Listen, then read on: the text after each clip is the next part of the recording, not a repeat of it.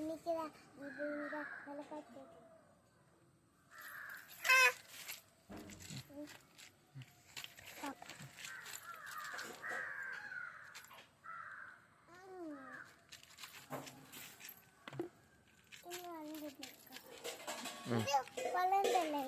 அது பறி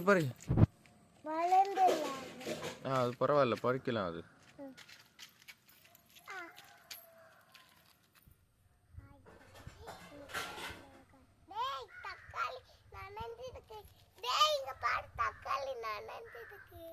சரி சரி, மிளகாயை பறிச்சுட்டு அந்த பழுத்த தக்காளியை பறி.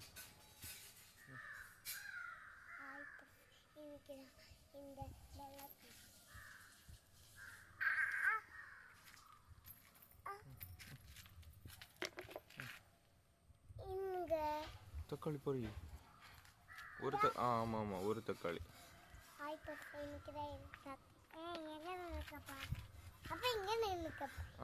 அங்கே நின்று பாரு.